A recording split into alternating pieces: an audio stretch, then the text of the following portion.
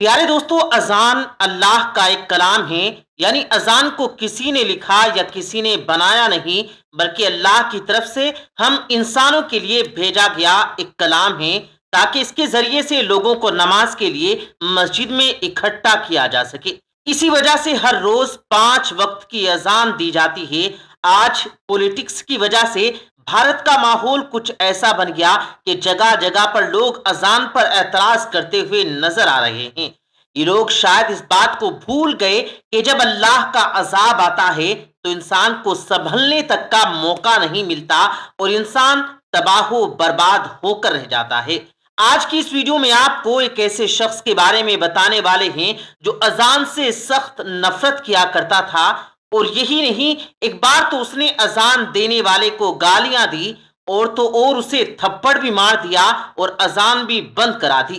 اس کے بعد میں اس شخص کے ساتھ میں جو کچھ ہوا اس کے بارے میں جان کر یقیناً آپ لوگ بھی حیران اور پریشان ہو جاؤ گے۔ اسی لیے آج کا ویڈیو آپ سبھی کے لیے بہت خاص ہے۔ آپ ہندو ہیں یا مسلمان، آپ اس ویڈیو کو آخر تک ضرور دیکھیے اور مہربانی کر کے کمنٹ باکس میں اللہ اکبر ضرور لکھیے۔ پیارے دوستو، بہت پہلے کی بات ہے، کسی پوسٹ پر ایک بہت بڑا آفیسر تھا۔ ایک بار کسی خاص کلام کی وجہ سے اس کا تبادلہ یعنی اس کا ٹرانسفر مسلم علاقے میں ہو گیا تھا۔ اتفاق سے اس کو جو وہاں پر رہنے کے لیے جو مکان ملا، اس کے قریب میں ہی ایک مسجد تھی جس میں 5 وقت روزانہ اذان دی جاتی تھی۔ ایک دن وہ آفیسر اپنے مکان کے اندر سو رہا تھا کہ اتنے میں مسجد میں فجر کی اذان ہونے لگی، یعنی کہ اس کے کانوں میں اذان کی آواز زور زور سے پڑنے لگی، جس سے اس آفیسر کی آنکھیں کھل گئی۔ یہ دیکھ کر اس آفیسر کو بہت غصہ آیا، اسی لیے اس نے صبح ہوتے ہی اس مؤذن کو یعنی اذان دینے والے کو اپنے پاس بلایا اور اس سے کہنے لگا کہ کل سے صبح کی اذان لاؤڈ اسپیکر پر مت دینا، کیونکہ میرا گھر مسجد کے قریب ہے اور صبح اذان کی وجہ سے میری نیند میں خلل پیدا ہوتا ہے، یعنی کہ میری نیند خراب ہو جاتی ہے۔ یہ سن کر اذان دینے والے مؤذن نے کہا کہ صاحب، یہ تو اللہ کا کلام ہے، اس کو سن کر تو صبح صبح دل کو سکون پہنچنا چاہیے، اور اگر میں صبح صبح لاؤڈ اسپیکر پہ اذان نہ دوں گا تو جو بوڑھے بزرگ لوگ ہیں ان کی آنکھ کیسے کھلے گی؟ اور یہی نہیں، بہت سے بوڑھے بزرگ لوگ ایسے بھی ہیں جن کے پاس وقت دیکھنے کے لیے گھڑی بھی نہیں، یا پھر ان کو گھڑی میں ٹائم دیکھنا نہیں آتا۔ ایسے لوگ تو صبح صبح اذان کی آواز سن کر مسجد میں نماز پڑھنے کے لیے آتے ہیں، اور صاحب اذان کی آواز سن کر آپ بھی جلدی صبح اٹھ جایا کریں، اس سے آپ کو بھی بہت زیادہ فائدہ ہوگا۔ صبح صبح جلدی اٹھ کر آپ بھی پیدل چلا کریں، اس سے آپ کے جسم کو بھی کافی زیادہ فائدہ حاصل ہوگا۔ آفیسر تو مسلمانوں کے بارے میں طرح طرح کی باتیں سن کر ان سے پہلے ہی نفرت کیا کرتا تھا، اسی لیے وہ پھر اس آدمی کی ایسی باتیں سن کر غصے میں آ کر کہنے لگا کہ مجھے زیادہ سمجھانے کی ضرورت نہیں ہے، اور یاد رکھنا، خبردار اگر تم نے کل لاؤڈ اسپیکر سے صبح فجر کی اذان دی تو تمہاری خیر نہیں۔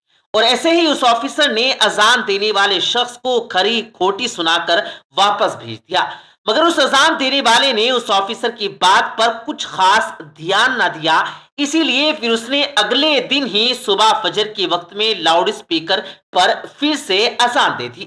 جیسے ہی صبح صبح اس آفیسر نے اذان کی آواز سنی تو وہ غصے سے لال ہو گیا، اور وہ فوراً اذان دینے والے کے پاس گیا اور اس کو برا بھلا کہنے لگا۔ یہی نہیں، غصے میں اس نے اذان دینے والے شخص کو تھپڑ مار دیا اور کہنے لگا کہ میں نے تم کو کل کتنا سمجھایا تھا کہ صبح اذان کی آواز سے میری نیند خراب ہوتی ہے، اسی لیے لاؤڈ اسپیکر میں اذان مت دینا، لیکن تم نے تو بات پر دھیان ہی نہیں دیا۔ بیچارہ اذان دینے والا اس آفیسر کو کیا کہتا، وہ تو تھپڑ کھا کر رونے لگا اور دل ہی دل میں اللہ تعالیٰ سے دعائیں کرنے لگا، یا اللہ، جس نے تیری اس اذان کو دینے والے بندے پر ظلم کیا تو اسے اپنے عذاب میں ڈال دے، اسے ایسی سزا دے کہ اس کی عقل ٹھکانے آ جائے۔ جیسے ہی مؤذن کی آواز اللہ کی بارگاہ میں پہنچی تو اللہ نے فوراً اس کی دعا کو قبول کر لیا، اور اسی دن اس آفیسر پر اللہ کا عذاب نازل ہو گیا، یعنی کہ اسی رات وہ اللہ کی پکڑ میں آ گیا۔ جس دن اس نے اذان دینے والے کو تھپڑ مارا تھا، اس رات وہ اپنے گھر میں سویا ضرور تھا، مگر وہ صبح اٹھ نہ سکا، کیونکہ اسی رات اس کے جسم کے آدھے حصے پر لقوہ مار گیا تھا، جس کی وجہ سے اس کے ہاتھ ہلنے کے قابل نہیں رہے تھے۔ اس کے بعد اس آفیسر کا کافی علاج کروایا گیا، مگر اس کا وہ مرض ٹھیک نہ ہو سکا۔ یہ دیکھ کر آفس والوں نے اسے نوکری سے بھی نکال دیا۔ اب اس کے گھر میں جو موٹی رقم آتی تھی وہ بھی آنا بند ہو گئی تھی۔ اب گھر میں پڑا پڑا اپنی بیوی کو پریشان کرنے لگا اور لڑائی جھگڑے کرنے لگا۔ اس کی بیچاری بیوی اس کی خدمت کرتی تھی، اسے اپنے ہاتھوں سے کھانا کھلاتی، اس کے کپڑے بلدا کرتی، یہاں تک کہ ہر طرح سے اس کی دیکھ بھال کرتی تھی، اور اس کے بدلے میں اس کی بیوی کو گالیاں ہی سننے کو ملتی تھی۔ اسی طرح سے کچھ دنوں کے بعد میں اس کی بیوی بھی اس سے تنگ آ گئی، اور ایک دن اس کی بیوی نے اپنے بھائی کو فون کر دیا اور کہنے لگی، بھیا میں اس انسان سے تنگ آ چکی ہوں، پورے دن اس کی خدمت کرتی رہتی ہوں، مگر اوپر سے یہ مجھے گالیاں دیتا ہے، مارتا پیٹتا ہے۔ اب میں یہاں پر اس کے ساتھ نہیں رہ سکتی، اس لیے آپ مجھے یہاں سے لے جائیے۔ یہ سن کر اس کا بھائی اسے فوراً لینے آ گیا، اور پھر اس آفیسر کی بیوی اپنے مائکے چلی گئی۔ اسی دوران اس آفیسر کے دوسرے حصے پر بھی لقوہ پڑ گیا۔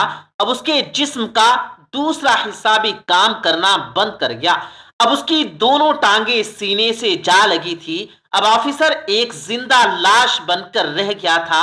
اب نہ ہی اس کے ہاتھ ہل رہے تھے اور نہ ہی اس کے پاؤں کام کر رہے تھے، اور گھر میں نہ ہی کوئی اس کی دیکھ بھال کرنے والا تھا۔ یہ دیکھ کر ایک دن اس آفیسر کا چھوٹا بھائی اس کے پاس آیا اور اسے اٹھا کر اپنے گھر لے گیا۔ اب یہ نہ تو خود اٹھ سکتا تھا اور نہ ہی خود کے ہاتھوں سے کچھ کھا پی سکتا تھا۔ اب کون ہر روز بچوں کی طرح اس کی نجاست ناپاکی کو دھوتا؟ اب کون اس کے کپڑے بدلوائے؟ ایسے ہی کرتے کرتے ایک دن اس کے بھائی کی بیوی بھی اس سے تنگ آ گئی اور کہنے لگی کہ مجھ سے یہ روز روز کام نہیں ہوگا۔ ایسے ہی کرتے کرتے ایک دن اس آفیسر نے کسی بات پر اپنے اس بھائی کی بیوی سے جھگڑا کر لیا، اسے کوئی بری بات کہہ دی، کیونکہ اس کی زبان قابو میں نہ تھی، اسی لیے اس نے اپنے بھائی کی بیوی کو گالیاں سنا دی۔ اس کی گالیاں سن کر بھائی کی بیوی رونے لگی اور اپنے شوہر سے کہنے لگی، اب یا تو اس گھر میں تمہارا بھائی رہے گا یا پھر میں رہوں گی۔ یہ سن کر بھائی نے سوچا کہ اس بیمار بھائی کے چکر میں میری زندگی برباد ہو جائے گی، اسی لیے کیوں نہ اسی کو یہاں سے ہٹا دیا جائے۔ اسی لیے پھر اس نے اپنے بیٹیوں کے ساتھ مل کر غصے میں اپنے بھائی کی چار پائی اٹھائی اور اس کو لے جا کر سڑک کے کنارے رکھ دیا۔ پیارے دوستو، اس وقت سخت گرمی کا موسم تھا، اسی لیے تھوڑی ہی دیر میں وہ سورج کی گرمی میں تپنے لگا، اس کو پسینہ آنے لگا۔ اب اسے زوروں کی پیاس لگ چکی تھی، صبح سے اس نے کچھ نہ کھایا تھا نہ پیا تھا۔ اب آفیسر اپنی چارپائی پر پڑے رو رہا تھا اور کراہ رہا تھا، کہہ رہا تھا کہ کوئی تو میری مدد کرو، کوئی تو مجھے پانی پلا دو، جو کوئی مجھے کھانا کھلا دو۔ اتفاق سے اسی راستے سے اسی مؤذن کا گزر ہوا جسے اس نے تھپڑ مارا تھا۔ اس نے دیکھا کہ سڑک کے کنارے پر ایک چارپائی پر ایک شخص لیٹا فریاد کر رہا ہے۔ یہ دیکھ کر وہ مؤذن اس کے پاس گیا۔ جیسے ہی اس نے اس آفیسر کو دیکھا تو وہ پہچان گیا کہ یہ وہی آفیسر ہے جس نے اس کو تھپڑ مارا تھا۔ یہ دیکھ کر مؤذن حیران ہو گیا اور پوچھنے لگا، اے شخص، تمہارے ساتھ یہ کیا ہو گیا؟ تو ایک بہت بڑے آفیسر ہوا کرتے تھے۔ وہ آفیسر بھی مؤذن کو پہچان چکا تھا۔ اس نے پڑے پڑے ہی مؤذن کے آگے اپنے ہاتھ جوڑ دیے اور کہنے لگا کہ میری بربادی اسی دن شروع ہو گئی تھی جس دن میں نے آپ کو تھپڑ مارا تھا۔ پھر اس آفیسر نے اپنی پوری درد بھری کہانی اس مؤذن کو سنا ڈالی۔ اس نے بتا دیا کہ اسی رات میرے جسم پر لقوہ پڑ گیا تھا، اور اسی کے بعد سے میری حالت بگڑتے بگڑتے آج میری حالت ایسی ہو گئی کہ آج میرے پاس میں کوئی کھڑا نہیں ہوتا، میرے سب اپنوں نے مجھے ٹھکرا دیا ہے۔ اتنا کہتے کہتے وہ آفیسر پھوٹ پھوٹ کر رونے لگا۔ اس کی حالت دیکھ کر اس مؤذن کو اس پر ترس آ گیا، اس نے اس کو پانی پلایا، اس کے لیے کھانا لے کر آیا اور اپنے ہاتھوں سے اس کو کھانا کھلایا۔ یہی نہیں، پھر اسے اٹھا کر وہ اپنے گھر بھی لے گیا اور خوب اچھی طرح سے اس کی خدمت کرنے لگا۔ اس مؤذن نے اسے بتایا کہ تم نے اللہ کی شان میں گستاخی کی ہے، اسی لیے تم سچے دل سے اللہ سے معافی مانگو۔ یہ سن کر وہ آفیسر سچے دل سے اللہ کی بارگاہ میں رو رو کر اللہ سے معافی مانگتا رہا، اور ساتھ ہی وہ مؤذن اس کے حق میں دعا کرنے لگا۔ اللہ نے فوراً ان کی دعا کو قبول فرمایا، اسی لیے تھوڑے ہی دنوں کی خدمت کے اندر آفیسر پوری طرح سے ٹھیک ہو گیا اور وہ اٹھ کر چل پھرنے لگا۔ پیارے دوستو، یاد رکھیں، جو کوئی جس مظلوم پر ظلم کرتا ہے اس پر پھر اسی طرح اللہ کا عذاب اترتا ہے۔ بعض مرتبہ انسان اپنی اوقات کو بھول جاتا ہے۔ آج ہمارے پاس میں وقت ہے صحیح معنوں میں انسان بننے کا، اپنی اوقات کو یاد کرنے کا۔ حدیث پاک میں آتا ہے، حضور پاک صلی اللہ علیہ وآلہ وسلم نے فرمایا ہے، اے عورتوں، جب تم بلال کو اذان اور اقامت کہتے سنو تو جس طرح وہ کہتا ہے تم بھی کہو۔ اللہ تمہارے لیے ہر کلمے کے بدلے 1,00,000 نیکیاں لکھے گا اور 1,000 درجات بلند فرمائے گا اور 1,000 گناہ مٹا دے گا۔ یہ سن کر عورتیں حضرات کرنے لگی، یا رسول اللہ، یہ تو صرف عورتوں کے لیے ہے، مردوں کے لیے کیا حکم ہے؟ آپ صلی اللہ علیہ وآلہ وسلم نے فرمایا، مردوں کے لیے 2 گنا ہے۔ پیارے دوستو، اسی بات پر کمنٹ باکس میں سبحان اللہ ضرور لکھ دیں۔ پیارے دوستو، اب آج کل ہم خود یہ دیکھ رہے ہیں کہ ہم قدم قدم پر گناہ کر رہے ہیں، اور اگر اذان ہوتی ہے اور ہم اس کو صحیح طریقے سے دہرا لیتے ہیں تو عورتوں کو ایک کلمے کے بدلے 1,00,000 نیکیاں ملیں گی اور 1,000 درجات بلند ہوں گے اور 1,000 گناہ مٹا دیے جائیں گے، اور مردوں کو اس کا دگنا ملے گا۔ تو سوچو، جس وقت میں اذان ہوتی ہے اس وقت میں ہم کیا کھو دیتے ہیں۔ اذان کو دہرانے کی کچھ اور بھی فائدے ہیں، وہ آپ لوگ دھیان سے سن لیجئے۔ اب آپ لوگ اذان سنو تو جو مؤذن کہتا ہے وہ دہراتے رہیں، جیسے جب اللہ اکبر سنو تو اللہ اکبر کہو، جب مؤذن اشہد اللہ الہ الا اللہ کہے تو اپنی شہادت کی انگلی کو کھڑا کر دو اور ساتھ میں آپ بھی اشہد اللہ الہ الا اللہ کہو۔ جب مؤذن اشہد ان محمد الرسول اللہ کہے تو بالکل اسی طریقے سے آپ لوگ بھی اشہد ان محمد الرسول اللہ کہو اور دل ہی دل میں صلی اللہ تعالی علیہ وسلم کہو، اور اس کے بعد دونوں انگوٹھے کے ناخن اپنی آنکھوں پر لگا لو۔ اس سے فائدہ آپ کو یہ بھی ملے گا کہ آپ کی آنکھوں کی روشنی کبھی ختم نہ ہوگی، اس کو آپ اپنی زندگی کا حصہ بنا لو۔ تو آپ لوگ اپنی آنکھوں پر دونوں انگوٹھے لگاؤ۔